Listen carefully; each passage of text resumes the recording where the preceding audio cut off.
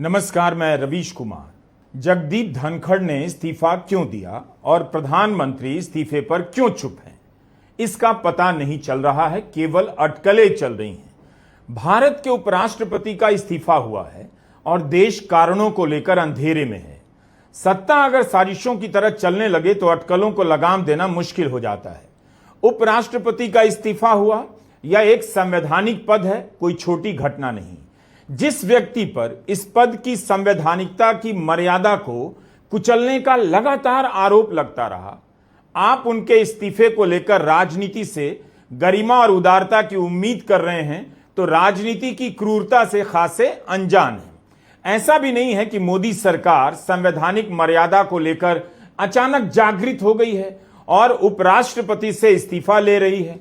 मोदी सरकार के कई राज्यपालों पर सुप्रीम कोर्ट की खतरनाक टिप्पणियां हैं। तमिलनाडु के राज्यपाल आर.एन. रवि पर की गई टिप्पणी को याद कीजिए, उन्हें तो नहीं हटाया गया।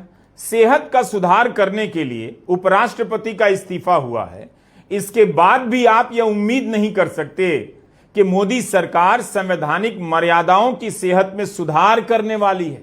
जगदीप धनखड़ का इस्तीफा हुआ है, वे मोदी शाह की राजनीति की विरासत से बाहर नहीं किए गए हैं, बल्कि इस विरासत में धनखड़ जैसे कई और राज्यपाल और व्यक्ति हैं जो संवैधानिक पदों की मर्यादा से अभी भी खिलवाड़ कर रहे हैं। जगदीप धनखड़ मोदी शाह की राजनीति के निकटतम लोगों में से रहे हैं। उस सर्किल से वे धक्का देकर बाहर किए गए या खुद निकलने का रास्ता चुना है। इस्तीफा वापस लेने का दबाव तक नहीं डाला गया और मंजूर कर लिया गया। इस्तीफे का एक ही कारण बताया जा रहा है और उससे कोई सहमत नहीं, न संतुष्ट है। सेहत का ध्यान रखने के लिए उपराष्ट्रपति के पद से भला इस्तीफा कौन देता है? 10 जुलाई को जगदीप धनखड़ जवाहरलाल नेहरू विश्वविद्यालय में कह रहे थे कि अगस्त 2027 तक अपने कार्यकाल के अंत तक पद पर रहेंगे जब तक कि ईश्वरीय हस्तक्षेप ना हो, और 21 जुलाई को सेहत का ध्यान रखने के लिए इस्तीफा दे देते हैं। उसी दिन जब 2 दिन बाद 23 जुलाई को उनके राजस्थान दौरे की सरकारी घोषणा की जाती है। तो कुल मिलाकर बात यही है कि उनका इस्तीफा यह बता रहा है कि देश की राजनीति 2 लोगों के कमरे में कैद हो गई है और किसी को उसके अलावा कुछ पता नहीं। गौर से देखिए कि चर्चाओं की सुई कहां आकर टिकती है और कहां से भाग जाती है। मैं इनकी बात कर रहा हूं, प्रधानमंत्री मोदी की। ऐसा कब होता है इस्तीफा उपराष्ट्रपति ने दिया और चुप प्रधानमंत्री मोदी हो गए। प्रधानमंत्री मोदी की चुप्पी ही पार्टी की लाइन बन गई। बीजेपी के तमाम नेता चुप हो गए। जो व्यक्ति बंगाल के राज्यपाल से लेकर भारत के उपराष्ट्रपति के पद पर रहते हुए सभी संवैधानिक मर्यादाओं से खेलता रहा, अपनी हरकतों से प्रधानमंत्री मोदी की राजनीति की महत्वाकांक्षाओं को पूरा करता रहा, वही व्यक्ति आज इतना उनके लिए बेकार हो गया कि उनके संवैधानिक पद से इस्तीफा देने के बाद रस्म अदायगी के लिए भी एक ट्वीट तक नहीं किया गया। प्रधानमंत्री मोदी की चुप्पी कुछ और है। त्वरित तौर पर ईगो की चुप्पी कह सकते हैं कि मेरे आगे कोई कुछ नहीं, मैं ही मैं हूं। प्रधानमंत्री तो इस तरह चुप हो गए, कई घंटों तक चुप रहे, जैसे 21 जुलाई की रात दिल्ली में जोर की आंधी आई, बिजली और फोन के सारे खंभे गिर गए, तारें टूट गईं, इसलिए प्रधानमंत्री का उपराष्ट्रपति से संपर्क नहीं हो पाया। 22 जुलाई की सुबह प्रधानमंत्री मोदी अपने ट्विटर हैंडल से महाराष्ट्र के मुख्यमंत्री और उप मुख्यमंत्री को जन्मदिन की शुभकामनाएं दे रहे थे, उनकी सेहत की दुआ कर रहे थे। लेकिन सेहत के कारण इस्तीफा देने वाले उपराष्ट्रपति की सेहत का हाल लिया हो, इसे लेकर दोपहर 12 बजे तक उनका एक ट्वीट नहीं आया। 21 जुलाई की रात 9:25 पर उपराष्ट्रपति के ट्विटर हैंडल से जगदीप धनखड़ के इस्तीफे का ऐलान होता है और तब से लेकर कई घंटों तक प्रधानमंत्री मोदी चुप रह जाते हैं। दोपहर 12:15 बजे के करीब प्रधानमंत्री मोदी धनखड़ के इस्तीफे पर ट्वीट करते हैं, उनकी सेहत की शुभकामनाएं देते हैं और बस इतना लिखते हैं कि श्री जगदीप धनखड़ जी को भारत के उपराष्ट्रपति सहित कई भूमिकाओं में देश की सेवा करने का अवसर मिला है। मैं उनके उत्तम स्वास्थ्य की कामना करता हूं। अब आप बताइए, ऐसे कौन लिखता है, इतना कौन लिखता है? इससे अधिक तारीफ तो कांग्रेस के जयराम रमेश ने कर दी। देश के प्रधानमंत्री जगदीप धनखड़ के इस्तीफे पर ट्वीट करते हैं और लिखते हैं, उन्हें अलग अलग पदों पर रहते हुए देश की सेवा करने का अवसर मिला। सेवा किस तरह की, इस पर कोई टिप्पणी नहीं की। क्या धनखड़ के लिए विदाई समारोह होगा? अटकलें चल रही हैं कि धनखड़ विदाई भाषण नहीं देंगे। इस समय संसद के दोनों सत्र चल रहे हैं। इसके बीच राज्यसभा के सभापति और देश के उपराष्ट्रपति का इस्तीफा हुआ है। आपको याद होगा, जब हामिद अंसारी ने उपराष्ट्रपति का कार्यकाल पूरा किया, तब राज्यसभा में विदाई समारोह हुआ। विदाई भाषण में प्रधानमंत्री मोदी की टिप्पणी बेहद विवादास्पद थी। वे विदाई समारोह में हामिद अंसारी की सोच पर टिप्पणी करने लग गए। आपके कार्यकाल का बहुत सारा हिस्सा वेस्ट एशिया से जुड़ा रहा है। एज ए डिप्लोमेट उसी दायरे में जिंदगी के बहुत वर्ष आपके गए। उसी माहौल में, उसी सोच में, उसी डिबेट में ऐसे लोगों के बीच में रहे। वहां से रिटायर होने के बाद भी ज्यादातर काम वही रहा आपका, माइनॉरिटी कमीशन हो या अलीगढ़ यूनिवर्सिटी हो, तो एक दायरा आपका वही रहा। लेकिन ये 10 साल पूरी तरह एक अलग जिम्मा आपके सिर में आया और पूरी तरह एक एक पल संविधान के ही दायरे में चलाना, और आपने उसको बखूबी निभाने का भरपूर प्रयास किया। हो सकता है कुछ छटपटाहट रही होगी भीतर आपके अंदर भी, लेकिन आज के बाद शायद वो संकट आपको नहीं रहेगा। मुक्ति का आनंद भी रहेगा और अपने मूलभूत जो सोच रही होगी उसके अनुसार आपको कार्य करने का, सोचने का, बात बताने का अवसर भी मिलेगा। जो हामिद अंसारी के साथ हुआ लगता है, वही जगदीप धनखड़ के साथ हो रहा है और होने जा रहा है।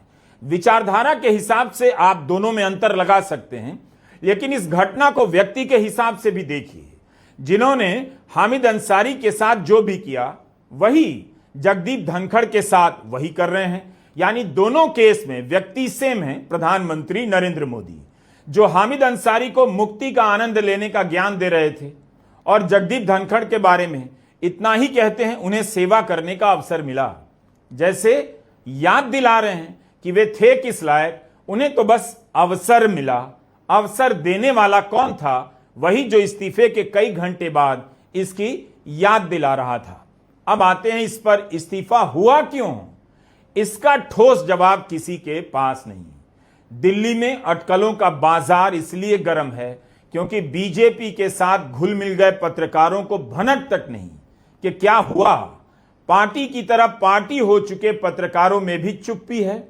मोदी दौर की इतनी बड़ी राजनीतिक खबर और किसी के पास भनक तक नहीं। गप और अटकलों से काम चलाया जा रहा है। इस्तीफे की खबर आने के बाद कई घंटों तक समाचार एजेंसी एएनआई के ट्विटर फीड पर कांग्रेस के ही नेताओं की प्रतिक्रिया ज्यादा नजर आ रही थी। बीजेपी के नेताओं की तुरंत प्रतिक्रिया तो नजर ही नहीं आई। पार्टी और पत्रकार का फर्क मिट चुका है। दोनों अंधेरे में हैं, देश तो अंधेरे में है ही। यह ठीक वैसा लगता है जैसे मध्य प्रदेश में शिवराज सिंह के नेतृत्व में बीजेपी चुनाव जीतती है और जीतने के बाद अचानक मुख्यमंत्री ही पद से हटा दिए जाते हैं। संवैधानिक पदों और संस्थाओं की यही हालत हो गई है। चुनाव से ऐन पहले चुनाव आयुक्त अरुण गोयल निजी कारणों का हवाला देकर इस्तीफा दे देते हैं। नोटबंदी के बाद रिजर्व बैंक के गवर्नर उर्जित पटेल इस्तीफा देकर चल देते हैं। कोई चर्चा नहीं, किसी को पता नहीं इस्तीफा क्यों दिया। प्रधानमंत्री के आर्थिक सलाहकार अरविंद सुब्रमण्यन ने भी निजी कारणों का हवाला देकर इस्तीफा दिया। क्या जगदीप धनखड़ हटाए गए हैं? धनखड़ और प्रधानमंत्री के बीच कुछ तो हुआ है। ईडी के दम पर विरोधी दलों को कुचल देने वाली सरकार के दौर में इस भ्रम में आप बिल्कुल मत रहिएगा कि धनखड़ में लड़ने का साहस आ गया होगा या होगा। उनका जमीर जाग गया होगा और आत्मबल भुजाएं लहरा रही होंगी। ऐसा नहीं होगा। वैसे यह इस्तीफा उसी दिन हुआ जिस दिन सुप्रीम कोर्ट के चीफ जस्टिस ने ईडी से कहा, आप राजनीति के लिए इस्तेमाल क्यों हो रहे हैं? तो धनखड़ के नैतिक बल का सवाल पैदा नहीं होता, आत्मबल का भी नहीं।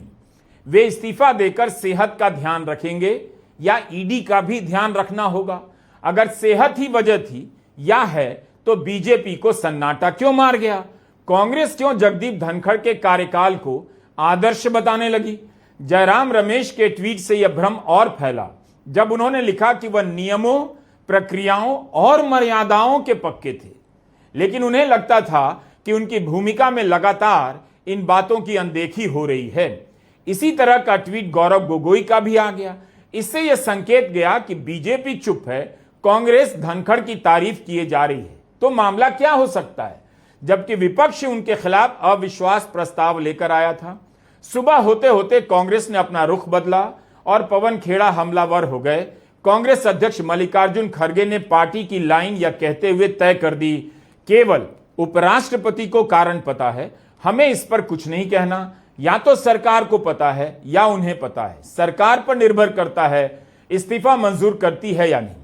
खड़गे के इस बयान से भी कांग्रेस की शुरुआती लाइन का मतलब समझ नहीं आया। 21 जुलाई की कार्रवाई में जगदीप धनखड़ ने खड़गे के जन्मदिन पर उनका अभिवादन किया। बाद में खड़गे ने अपने ट्विटर पर उनका शुक्रिया अदा किया। धनखड़ के इस्तीफे की भाषा बता रही है, जल्दी में टाइप हुआ या जाने कौन इस्तीफा किसी ने टाइप करके दे दिया हो कि भाई तुम साइन करोगे कि नहीं। तो इस्तीफा क्यों हुआ, इसका जवाब तमाम थ्योरी से नहीं मिल रहा है। मार्च के महीने में जगदीप धनखड़ दिल्ली के एम्स के हृदय रोग विभाग में भर्ती हुए। सीने में दर्द और तकलीफ की शिकायत के बाद उन्हें विभाग के क्रिटिकल केयर यूनिट में भर्ती किया गया, जहां उनकी सेहत में सुधार हुआ। 4 दिनों के बाद छुट्टी मिली। उस समय प्रधानमंत्री मोदी जगदीप धनखड़ से मिलने गए। इस बार उनकी सेहत और इस्तीफे को लेकर कई घंटे तक ट्वीट ही नहीं किया। 1 महीने पहले 25 जून को उत्तराखंड के कुमाऊं विश्वविद्यालय के स्वर्ण जयंती समारोह में पूर्व उपराष्ट्रपति जगदीप धनखड़ भाषण देने के बाद अचानक बेहोश हो गए।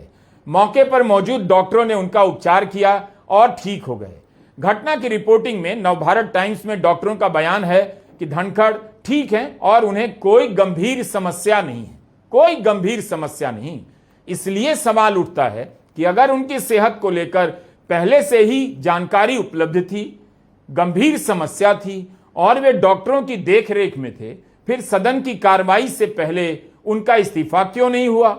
सदन स्थगित करने के कुछ घंटे बाद ही उनका इस्तीफा आता है। ऐसे संवैधानिक पद रिटायरमेंट के लिए माने जाते हैं और कोई इस पद से यह कहते हुए समय से पहले रिटायर हो जाए कि सेहत का ध्यान रखना है, तो हंसना चाहिए ऐसे तर्कों पर।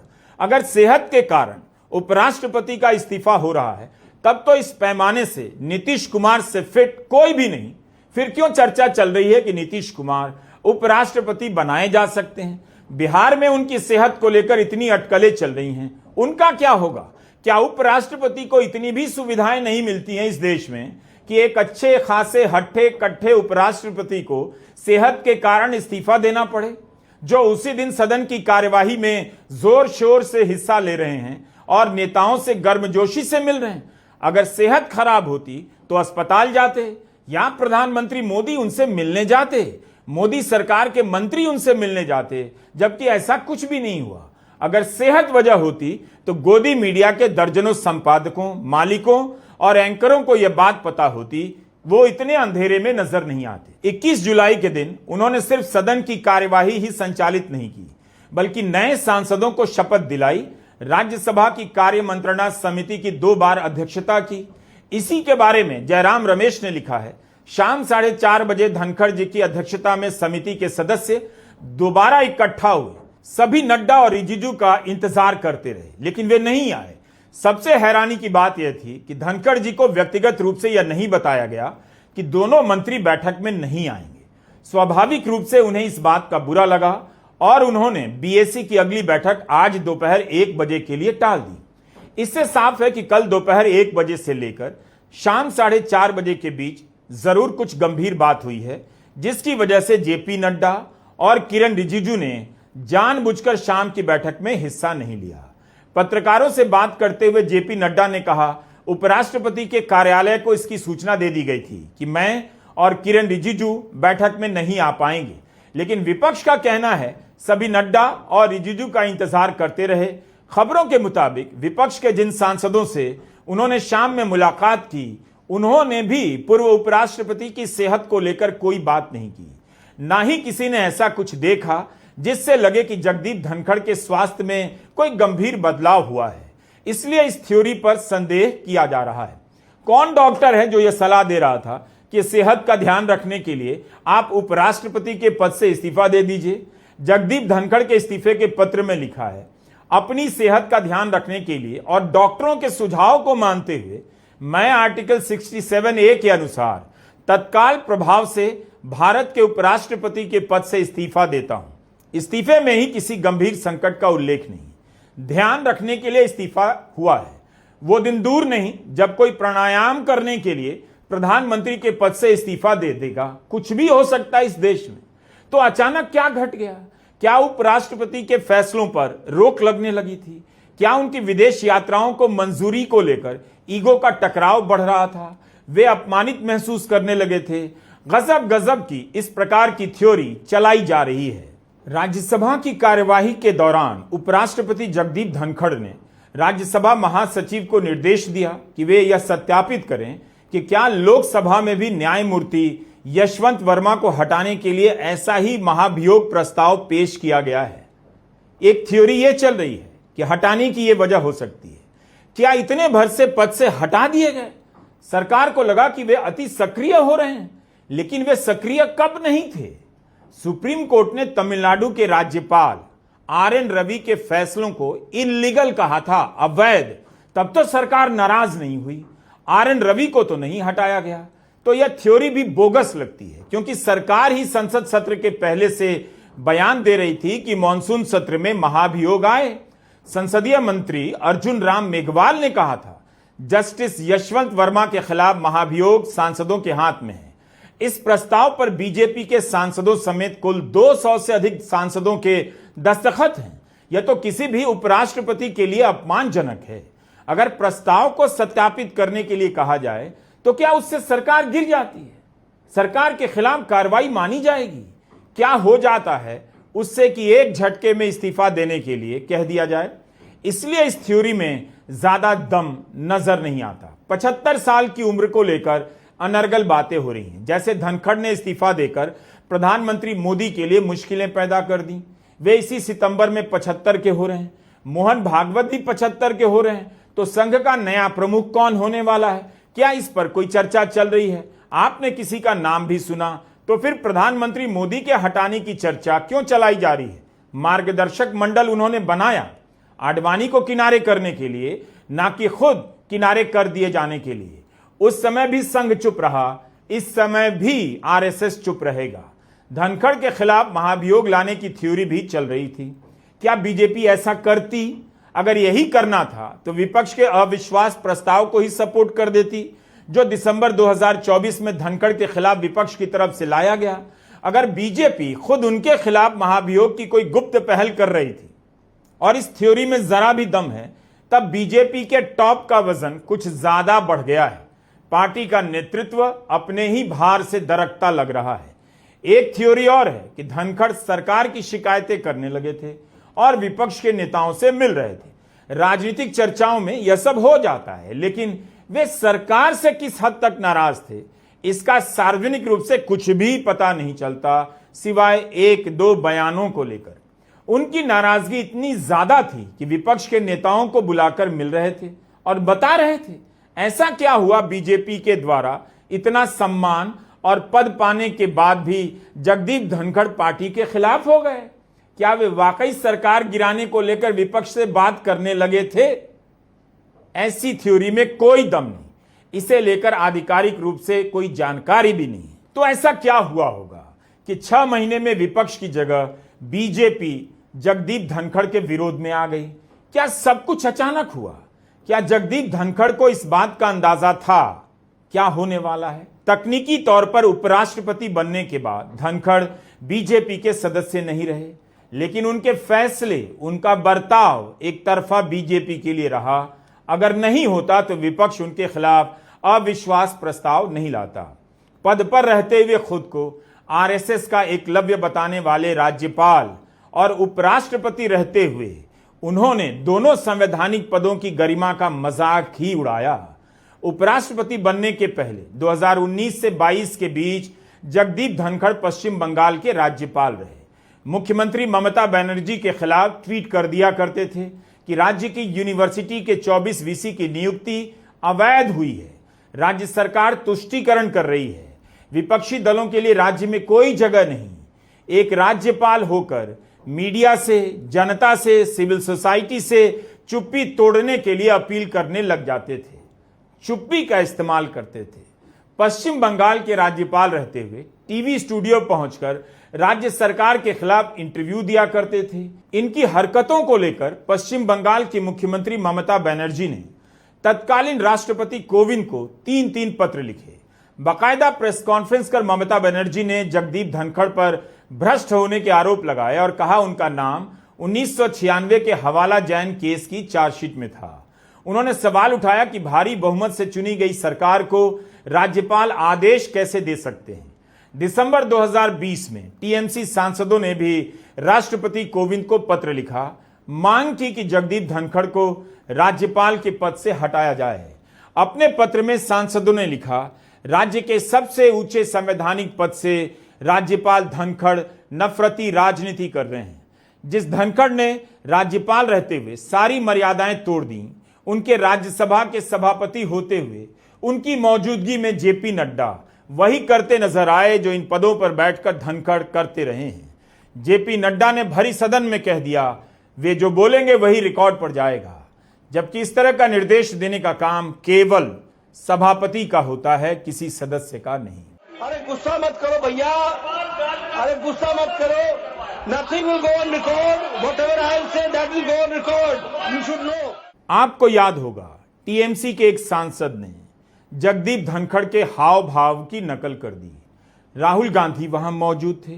बीजेपी और गोदी मीडिया ने कितना बवाल मचाया कि संवैधानिक व्यक्ति का अनादर हो रहा है, संविधान का अनादर हो रहा है। और अब चुप्पी, पार्टी और पद में कोई अंतर रहा नहीं और है भी नहीं। जगदीप धनखड़ यह साबित कर गए। सभापति की कुर्सी पर बैठकर विपक्षी सांसदों ने आरोप लगाया कि उनकी बातों को रिकॉर्ड से हटा रहे हैं। विपक्ष ने जब भी नियम 267 के तहत चर्चा की मांग की, मांग नहीं मानी गई। जया बच्चन ने इनकी देह भाषा, हाव भाव पर टिप्पणी की, कहा हम आपके साथी हैं, आप चेयर पर हो सकते हैं लेकिन हम सहयोगी हैं। उनकी इस आलोचना के जवाब में जेपी नड्डा ने उनके खिलाफ निंदा प्रस्ताव पेश किया। जया बच्चन की आलोचना को अपमान के रूप में देखने वाले जेपी नड्डा अब क्यों नहीं पूर्व उपराष्ट्रपति के अपमान और सम्मान की बात कर रहे हैं? क्यों नहीं उनसे कह रहे अपना इस्तीफा वापस लीजिए? और जो सदन में उन्होंने निर्देश दिया कुछ भी रिकॉर्ड पर नहीं जाएगा, एक सभापति के अधिकार का अतिक्रमण था।